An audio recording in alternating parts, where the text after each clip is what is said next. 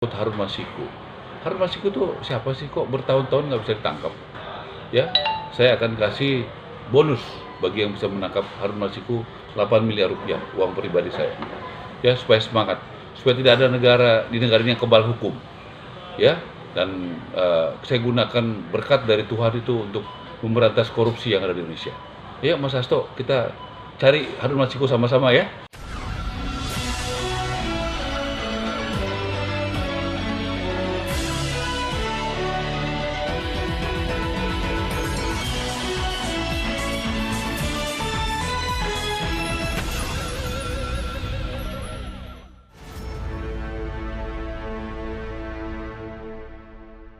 Assalamualaikum warahmatullahi wabarakatuh. Saya Hersbun Arif dari Forum News Network.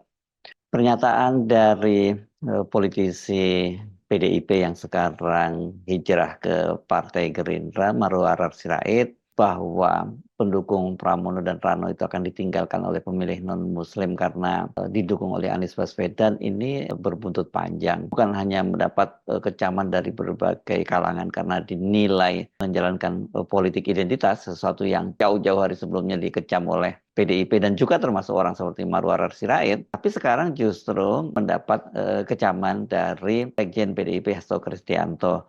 Dan rupanya Marwarar Sirait tidak mau tinggal diam. Dia merasa diserang, disindir oleh Hasto Kristianto, dan kemudian dia menyindir balik ke Hasto Kristianto dengan sindiran yang tidak kalah telaknya, karena dia menawarkan uang sebesar 8 miliar bagi siapa saja yang bisa menangkap Harun Masiku. Ya, katanya mengajak Hasto Kristianto untuk sama-sama membersihkan Indonesia ini dari korupsi. Nah, ini tentu saja sangat seru ya, karena seperti diakui oleh Hasto Kristianto sendiri bahwa dia ini setiap kali dia bersikap kritis tuh katanya kemudian soal Harun Masiku itu diungkit-ungkit lagi gitu ya.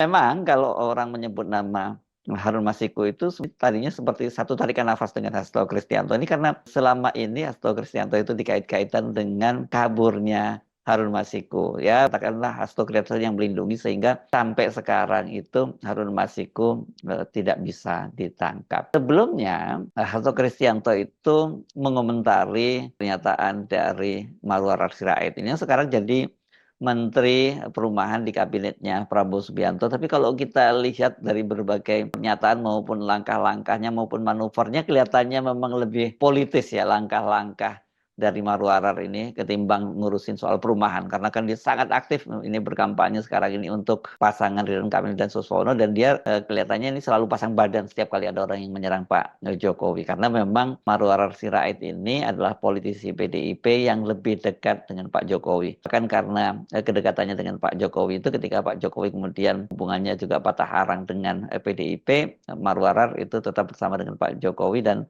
akhirnya ketika terjadi koalisi antara Pak Jokowi dengan Pak Prabowo yang maju pada Pilpres lalu dengan mengusung pasangan Prabowo dan Gibran, itu Marwarar ini kan hijrah juga ke kubunya Pak Prabowo. Bahkan dia juga sudah menjadi kader Partai Gerindra. Nah, rupanya ini ketika Marwarar pasang badan gitu untuk Pak Jokowi, dan kemudian yang terbaru ini dia dianggap mendiskreditkan atau menggunakan politik identitas karena mendukung pasangan Ridwan Kamil dan Suswono yang diusung terutama oleh Pak Jokowi, Marwarar ini kemudian dikecam oleh Hasto Kristianto. Hasto Kristianto menyesalkan pernyataan tersebut dan dia menilai Marwarar sudah menyinggung soal SARA. Ini maksudnya suku, agama, ras antar golongan. Ini kalau di masa Orde Baru itu betul-betul big tabu loh ini ya. Kata dia, kami sangat menyesalkan pernyataan Pak Ara Sirait itu sudah masuk kategori SARA. Itu hari Ahad yang lalu ya, Hasto menyampaikannya. Karena kalau Ara menyatakan hari Jumatnya,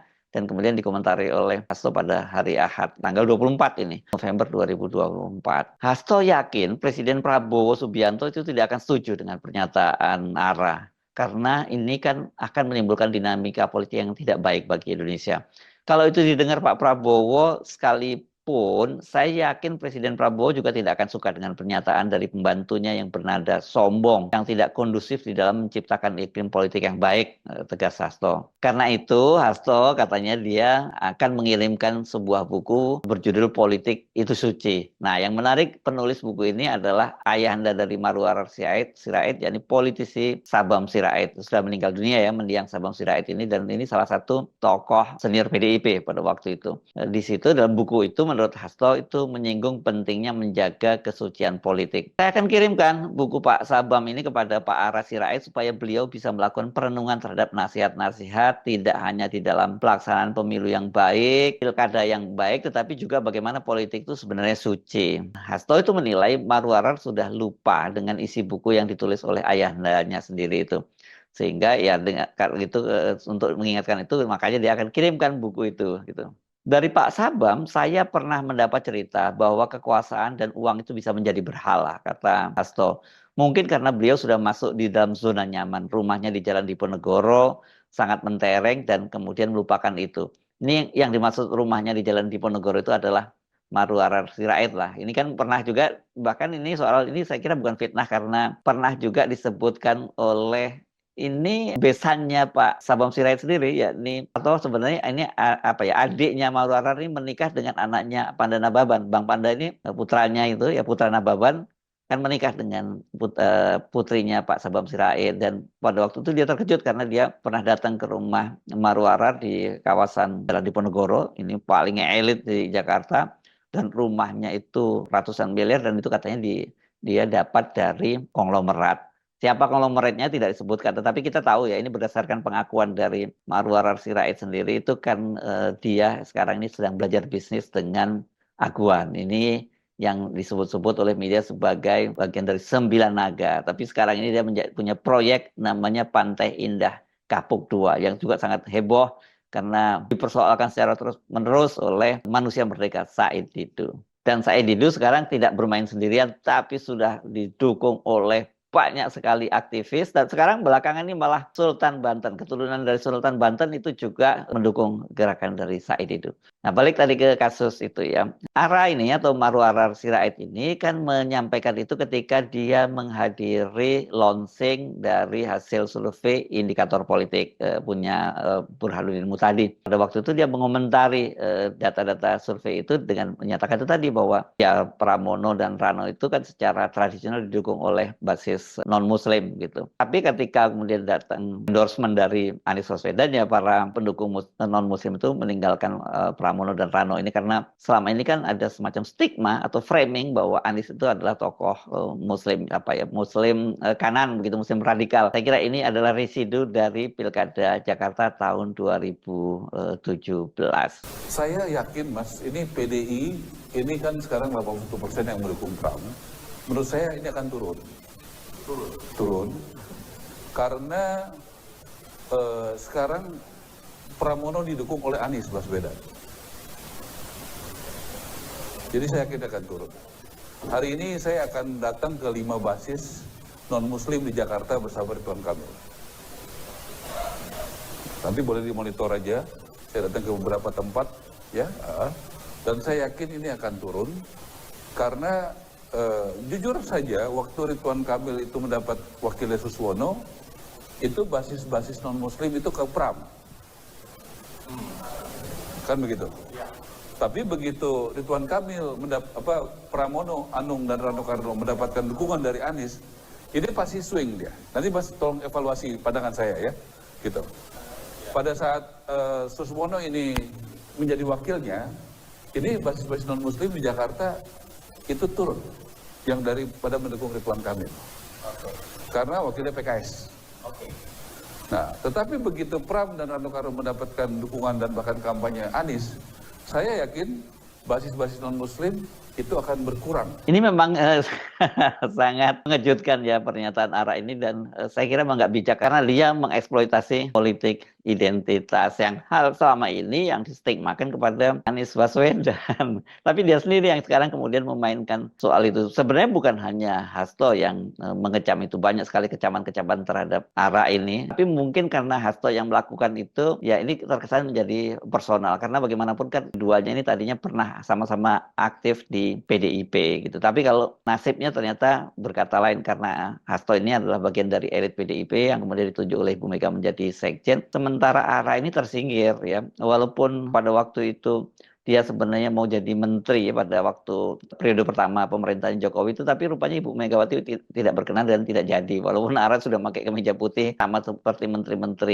calon menteri-menteri Jokowi pada periode pertama ketika berpasangan dengan Yusuf Kala. Bahkan ketika kemudian dia mencalonkan diri sebagai caleg dari PDIP itu kan Ara dipindahkan dari basis yang selama ini dia bangun di kawasan Sumedang, SMS gitu, dipindahkan di Sukabumi dan kemudian walhasil dia tidak terpilih menjadi anggota DPR RI. Dan setelah itu kelihatannya dia mulai menjauh dari PDIP dan lebih merapat kepada istana. Ternyata kemudian akhirnya ketika Pak Prabowo bergabung dengan pemerintahannya Jokowi dan belakangan semakin mendekat itu Ara kemudian bergabung dengan Partai Gerindra, menjadi kader Partai Gerindra.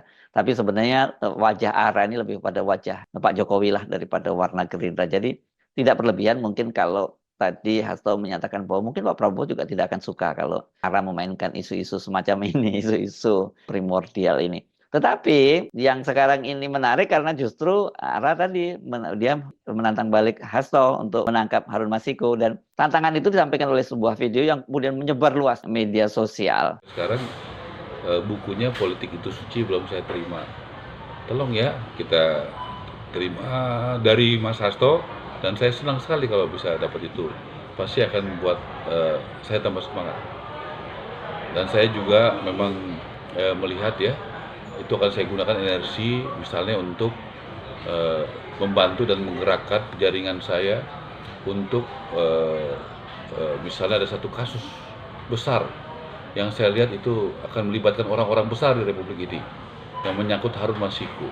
Harun Masiku itu siapa sih, kok bertahun-tahun nggak bisa ditangkap? Ya, saya akan kasih bonus bagi yang bisa menangkap Harun Masiku 8 miliar rupiah uang pribadi saya. Ya, supaya semangat, supaya tidak ada negara ini yang kebal hukum. Ya, dan saya gunakan berkat dari Tuhan itu untuk memberantas korupsi yang ada di Indonesia. Ya, Mas Hasto, kita cari Harun Masiku sama-sama ya, supaya jelas terang benderang. Ya, kenapa sih Harun Masiku bisa menghilang? Siapa yang menghilangkan? Ya, kasus apa yang di belakang dia? Apa yang dia urus sama dia, kan gitu. Ya, Mas Hasto, politik itu suci, membela yang benar, membantu yang lemah, dan membongkar kasus-kasus besar yang selama ini tertutup. Merdeka! Ini sangat telak ya yang dilakukan oleh Ara ini dengan menyinggung-nyinggung soal Harun Masiku. Soal ini kan memang selama ini selalu menghantui Hasto Kristianto gitu, dan dia bahkan dalam beberapa kesempatan dia menyatakan itu setiap kali dia kritis terhadap pemerintahan Jokowi tiba-tiba muncul soal kasus Harun Masiku, dan ini tentu saja dikait-kaitkan dengan dia karena memang tadinya berdasarkan hasil investigasi dari majalah Tempo itu Harun Masiku itu sebenarnya sudah hampir berhasil ditangkap di komplek perguruan tinggi ilmu kepolisian di kawasan Jakarta Selatan, tapi kemudian karena petugas itu dihalang-halangi oleh aparat kepolisian, petugas dari KPK, ya kemudian lolos ya Harun Masiku dan setelah itu hilang. Dan dalam kaitan ini kan KPK juga sudah kemudian memeriksa Hasto Kristianto. Bukan hanya Hasto Kristianto yang diperiksa, tapi sejumlah orang-orang kepercayaannya termasuk ajudannya Kusnadi yang diperiksa oleh KPK. Dan kemudian KPK juga sempat mencekal orang-orang sekitar Hasto Kristianto ini. Tapi kan ini kan jadinya apa yang dilakukan oleh Ara ini yang disebut argumentum ad hominem. Dia jadi menyerang ketika dia kalah berdebat, kemudian dia menyerang personal dari orang itu. Karena sebenarnya kan yang dipersoalkan oleh Hasto itu persoalan dia menggunakan SARA tadi, isu SARA dalam pilkada Jakarta untuk memenangkan pasangan yang didukungnya, yakni Ridwan Kamil Suswono. Tapi kok tiba-tiba dia menyerang Hasto dengan isu Harun Masiku.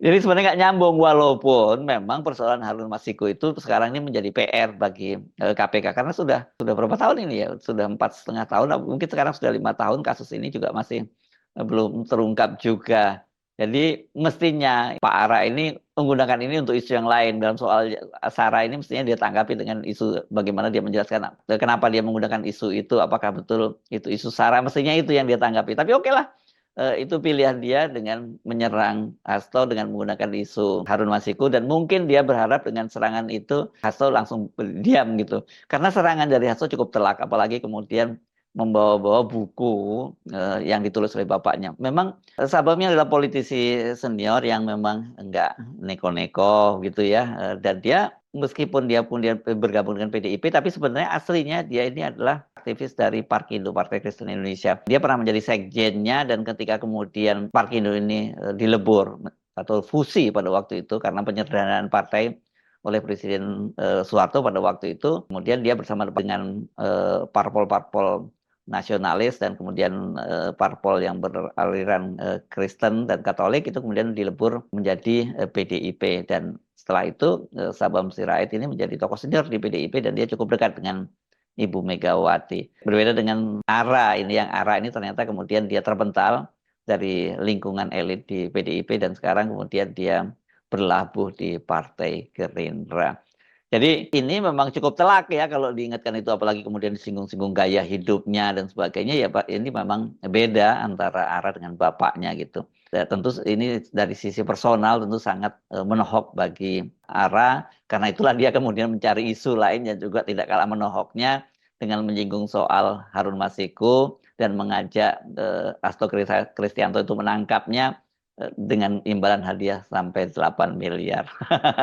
Ini makin seru ya. Perseteruan di antara mantan dua kader PDIP ini. Saya kira ini sebenarnya nantinya ribut-ribut ini akan usai juga setelah nanti hasil pilkada juga sudah kita ketahui dan ditetapkan. Siapa yang menang, apakah kubu kandidat-kandidat yang diusung oleh Jokowi dan itu artinya didukung oleh Marwarar atau kandidat yang didukung oleh Hasto, ya ini kandidat yang diusung oleh PDIP. Pertempuran yang paling seru jelas terjadi di Jakarta dan Jawa Tengah. Saya Arif dari Forum News Network. Sampai jumpa lagi. Wassalamualaikum warahmatullahi wabarakatuh.